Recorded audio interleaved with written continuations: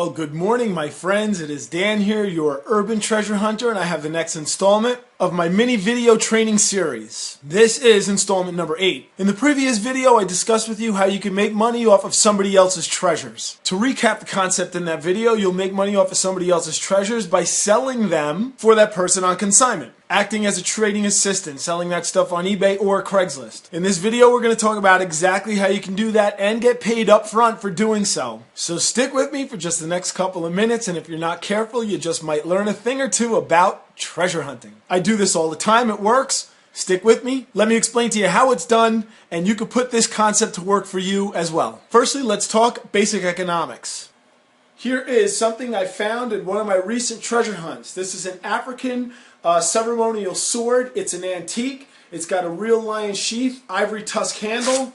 It's really a beautiful, beautiful piece. Now, what is this item worth? Is it worth what I want for it? Or is it worth what somebody is willing to pay me for it? Simply put, this item is only worth what somebody is willing to pay for it. Let's suppose I want $1,000 for this item, but the highest best offer I'm able to find is $400. That means absolutely that this item is worth $400. So if you're going to sell treasures for somebody else, the first thing you need to do is to find out if they have some fixed price they want for that item, or if they're willing to sell it absolute style. Whatever they can get for it, they'll take. Now, if you do consignment selling for somebody else and they want a fixed price, there is no guarantee that you're going to be able to get that number for their item. And if that's the case, you're going to be doing a whole lot of work up front to take the listing, take pictures, post the listing, manage the inquiries. There's an awful lot of work involved. And if the price that seller wants does not come along and you're not paid a commission because the item won't sell, then you've done a whole lot of work for nothing. So my recommendation for you is to charge at minimum $50 for you to take the listing from that person, and then explain to them when that item sells, you will credit that $50 back towards whatever commission that you're going to be getting paid. Now, a person will ask you, well, can you guarantee for me that you will sell this item? You will have to explain to them, look, you are stripping any guarantee out of this equation. Since you want a fixed price for your item,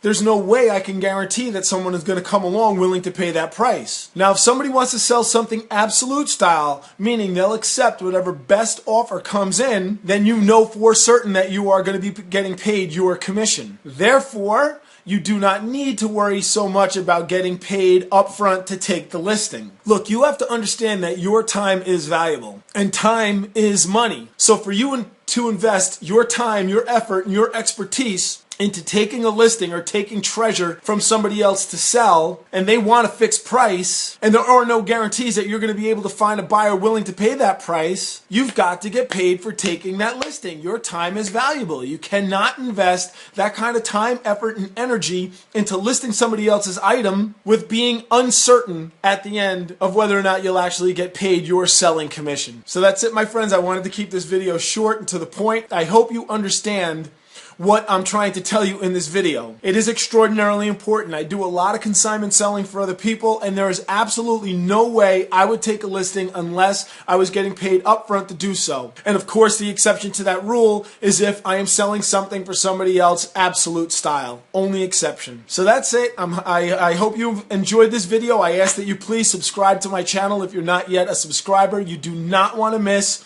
the next installment of this mini video series. We're going to talk about the value of hoarding as it relates to treasure hunting. So that's it. I'm going to sign off. Before I do, I just want to ask you to please visit my blog where you can find a ton of great information on treasure hunting.